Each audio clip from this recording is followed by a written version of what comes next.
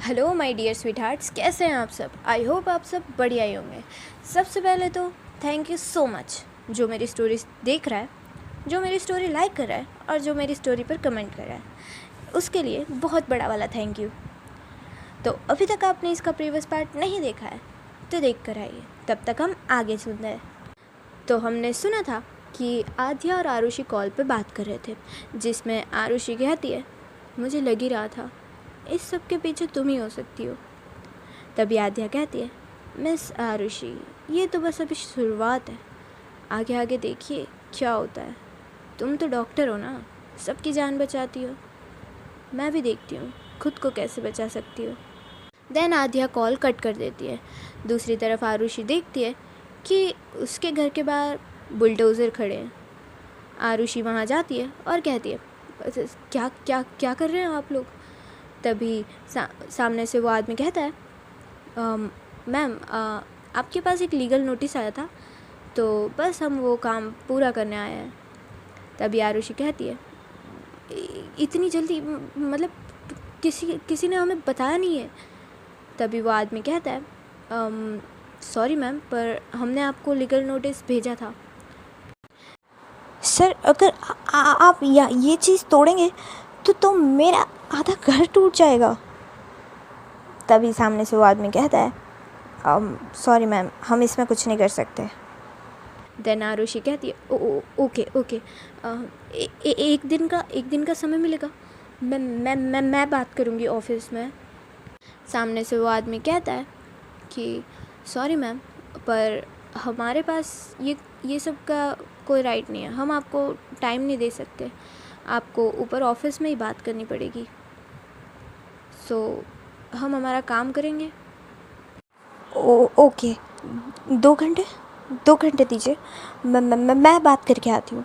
तभी सामने से वो आदमी कहता है ओके मैम, तो आप बात करके आइए, 5 बजे तक हम हमारा काम करेंगे। आरुषि कहती है ओके। देन आरुषि वहाँ से निकल जाती है। जाते जाते भी उसकी प्रॉब्लम्स ख़त्म नहीं हो रही थी। रोड पे इतना ज़्यादा रश था कि उसे आधा 1 घंटा तो उधर पहुँचने में लग गया। देन वो जाती है और कहती है सर, मेरे घर पे एक लीगल नोटिस आया था, तो वो अचानक कैसे आ सकता है, मतलब इतने सालों से तो नहीं आया था। तभी वो आदमी कहता है मैम आई एम सॉरी, पर इसमें मैं कुछ नहीं कर सकता, हमें ऊपर से ऑर्डर्स मिले, सो आई एम सॉरी। तभी आरुषि कहती है अरे पर आप ऐसे कैसे कुछ नहीं कर सकते। देन सामने से कोई आंसर नहीं आता। आरुषि को सब इग्नोर कर रहे थे कि कोई बोल रहा है पर कोई बोल ही नहीं रहा है। और इधर आध्या जो अपने ऑफिस में बैठी हुई थी, तभी आध्या की मैनेजर आती है और कहती है मैम वो 5 मिनट में आपकी इम्पॉर्टेंट मीटिंग है। तभी आध्या सामने से कहती है ओके, तुम रेडी करो, हम चलते हैं। तभी आध्या को एक कॉल आता है। सामने से रिशु कहती है दीदू, वो दादी। तभी आध्या अपनी चेयर से खड़ी हो जाती है और कहती है दादी को क्या हुआ है। तभी रिशु कहती है आप आइए तो। आध्या कहती है ओके, मैं आ रही हूँ। तभी आध्या की मैनेजर कहती है मैम वो मीटिंग। तभी आध्या कहती है सारी मीटिंग्स कैंसिल कर दो। इतना कह के आध्या वहाँ से निकल जाती है। आध्या जैसे ही अपने घर जाती है, वो देखती है कि उसकी दादी अपना सारा सामान पैक कर रही है। तभी आध्या कहती है दादी, ये क्या कर रही हैं आप। आध्या की दादी कहती है मैं क्या कर रही हूँ, मैं जा रही हूँ। आध्या कहती है कहाँ जा रहे हो दादी। तभी आध्या की दादी कहती है तुझे मैंने कितनी बार कहा है शादी कर ले, लेकिन तू है कि मेरी सुनती ही नहीं है, इसलिए मैं जा रही हूँ वृद्धाश्रम में, इधर मेरा कोई ध्यान रखने वाला ही नहीं है। तभी आध्या कहती है अरे दादी, पर मैं हूँ, रिशु भी तो है, और इतने सारे भी तो लोग हैं ना जो ध्यान रखेंगे, तो आप क्यों जा रहे हो। तभी उसकी दादी कहती है इसका क्या है, ये तो चली जाती है, तुझे तो खुद ध्यान नहीं रहता कि तू कब आ रही है, तू क्या ध्यान रखेगी। कहती हूँ कि शादी कर ले पर तू करती ही नहीं है। तभी आद्या कहती है, दादी आप समझ नहीं रहे, मैं शादी नहीं करना चाहती। तभी आद्या की दादी कहती है, क्यों नहीं करना चाहती बेटा, कम से कम तेरा नहीं तो मेरा ही सोच के कर ले। आद्या कहती है, नहीं दादी मैं नहीं कर सकती। तभी आद्या की दादी कहती है, तू मुझे बता दे, तू शादी करेगी कि नहीं करेगी, बता आद्या बता। तभी आद्या कहती है, बस करो दादी, नहीं करनी है मुझे शादी। इतना कह के आद्या टर्न हो जाती है।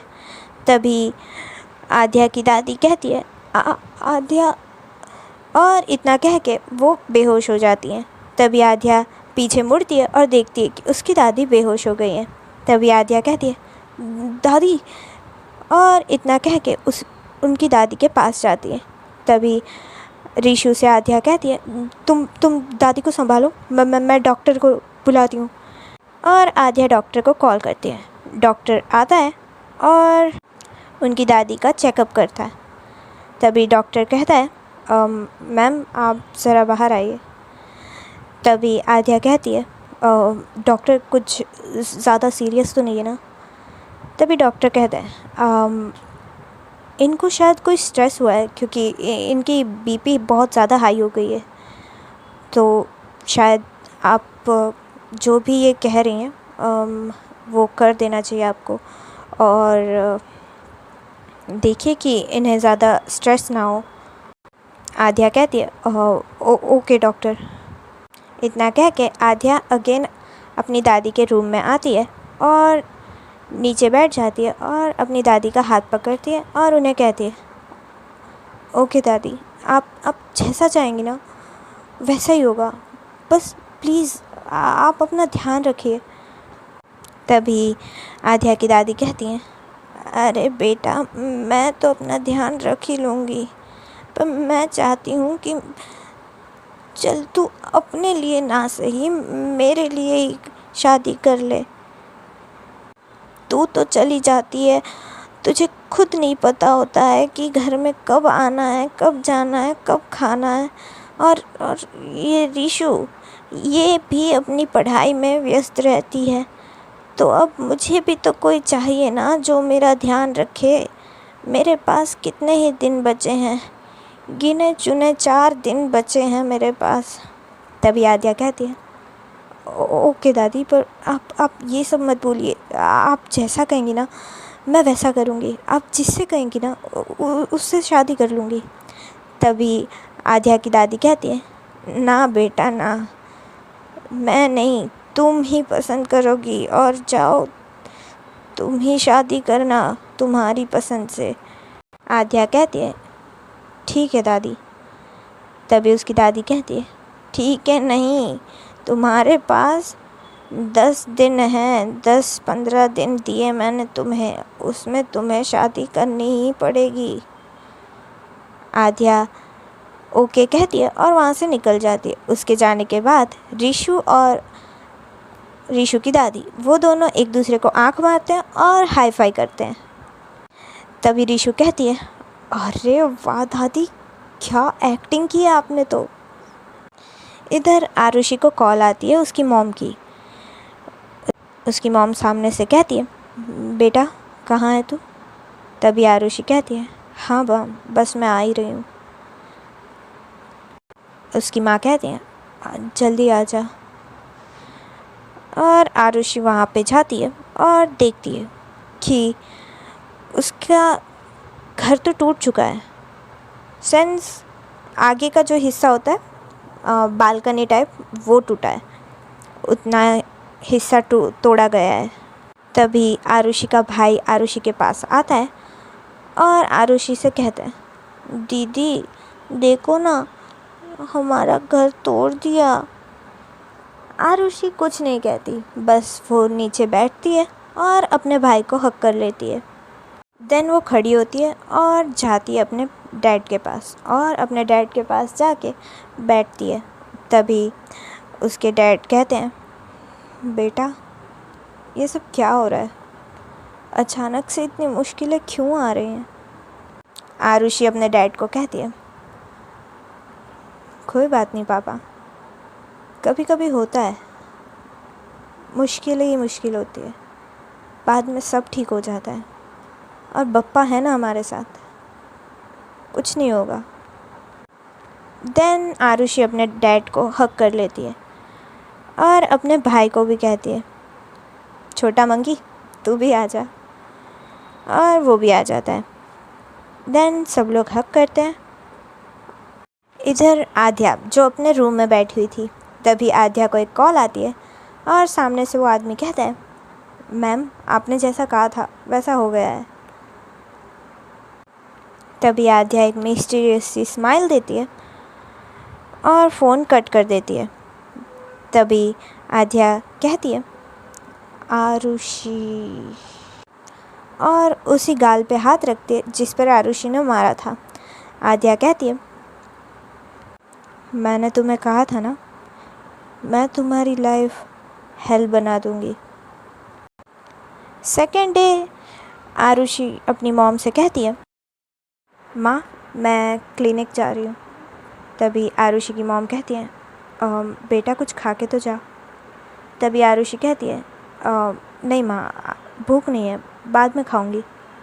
और इतना कह के आरुषि वहाँ से निकल जाती है। देन इधर आरुषि के पापा कहते हैं, सुनो, मैं भी जाता हूँ, बॉस से कुछ बात करूँगा, शायद वो मान जाए। आरुषि की मॉम कहती है, ठीक है। और आरुषि के पापा भी वहाँ से निकल जाते हैं। आरुषि के पापा जैसे उधर जाते हैं, गार्ड्स उन्हें रोक देते हैं। गार्ड्स कहते हैं, सर आप अंदर नहीं जा सकते। तभी आरुषि के पापा कहते हैं, क्यों नहीं जा सकता, मैं यहीं पे काम करता हूँ। तभी वो गार्ड्स कहते हैं, सर आप यहाँ काम करते हैं तो आईडी कार्ड दिखाइए प्लीज़। आरुषि के पापा कहते हैं, आईडी कार्ड, वो तो यहाँ पे कभी नहीं था। तभी वो गार्ड्स कहते हैं, सर सॉरी, हम आपको अंदर नहीं जाने दे सकते। और आरुषि के पापा को वहाँ से भेज देते हैं। आरुषि के पापा रास्ते में चल ही रहे होते हैं, तभी वो एक जगह पर बैठ जाते हैं। इधर आरुषि जो अपने क्लिनिक में काम कर रही थी, खैर उसका क्लिनिक चलता तो था नहीं, लेकिन अब एक दो लोग आने लगे थे, तो बस वो चेकअप कर रही थी। तभी आरुषि को एक कॉल आता है। सामने से उसकी मॉम कहती है, हम आरुषि बेटा तू कहाँ है? तभी आरुषि कहती है, माँ क्या हुआ, मैं तो इधर क्लिनिक पे हूँ। तभी आरुषि की मॉम कहती है, बेटा तू इस वाले हॉस्पिटल में आ जा। तभी आरुषि कहती है, हॉस्पिटल क्यों? तभी सामने से उसकी माँ कहती है, तुम्हारे पापा। आरुषि कहती है, पापा? पापा को क्या हुआ? मैं आ रही हूँ। देन आरुषि हॉस्पिटल पहुँचती है। वो देखती है कि उसकी माँ बहुत रो रही है। तभी वो अपनी माँ से कहती है, माँ कि क्या हुआ पापा को? तभी आरुषि की मॉम कहती है, तुम्हारे पापा का एक्सीडेंट हो गया है। तभी आरुषि कहती है, क्या एक्सीडेंट? डॉक्टर ने क्या कहा? कहाँ है डॉक्टर? तभी आरुषि की माँ कहती है, डॉक्टर वहाँ पे। तभी आरुषि अपने डॉक्टर के पास जाती है और डॉक्टर से कहती है, डॉक्टर मैं आरुषि, ये जो अभी एक्सीडेंट केस आया ना, वो मेरे पापा हैं। तभी वो डॉक्टर कहते हैं, ओह तो आप उनकी बेटी हैं? तभी आरुषि कहती है, हाँ मैं उनकी बेटी हूँ। क्या हुआ है, मतलब कुछ ज़्यादा चोट तो नहीं आई है ना? तभी डॉक्टर कहते हैं, आरुषि मैं कैसे समझाऊँ? तभी आरुषि कहती है, डॉक्टर आप बता दीजिए, मैं खुद एक डॉक्टर हूँ, आप बताइए प्लीज़। ओके तो आप डॉक्टर हैं, ये अच्छी बात है। तो आपके जो पापा हैं उनके सर पे बहुत गहरी चोट आई है, जिसकी वजह से हमें शायद ऑपरेशन करना पड़ेगा, और उस ऑपरेशन के थोड़ा चार्ज ज़्यादा होगा, और ये ऑपरेशन करना ही पड़ेगा वरना कुछ भी हो सकता है, और टाइम भी नहीं है क्योंकि बहुत ज़्यादा ब्लड लॉस हो चुका है। आरुषि कहती है ओके, तो आप शुरू करिए। तभी डॉक्टर कहते हैं ओके आरुषि, तो आपको 5 लाख अमाउंट पहले से भरना पड़ेगा। आरुषि कहती है 5 लाख? डॉक्टर कहते हैं हाँ। आरुषि कहती है ओके, आप इलाज चालू करिए, मैं पे कर दूँगी। इतना कह के आरुषि अपनी माँ के पास आती है। तभी आरुषि की माँ कहती है बेटा डॉक्टर ने क्या कहा? आरुषि कहती है कुछ नहीं माँ, बस छोटा सा ऑपरेशन करना पड़ेगा और पापा ठीक हो जाएंगे। इतना कह के आरुषि अपनी मॉम को गले लगा लेती है। नेक्स्ट सीन में आरुषि किसी को कॉल करती है। ओके देन, आज के लिए बस इतना ही। और यार ये क्या बात होती है, व्यूअर्स इतने सारे हैं और सब्सक्राइबर्स बिल्कुल भी नहीं, ये क्या बात होती है यार? ऐसा थोड़ी चलता है, ऐसे चुपके चुपके वीडियो देख रहे हो, गलत बात होती है। सब्सक्राइब भी करना चाहिए ताकि मुझे भी तो पता चले कौन कौन है, और लाइक शेयर कमेंट भी करके जाइएगा, और कैसी लग रही है ये भी बताइएगा।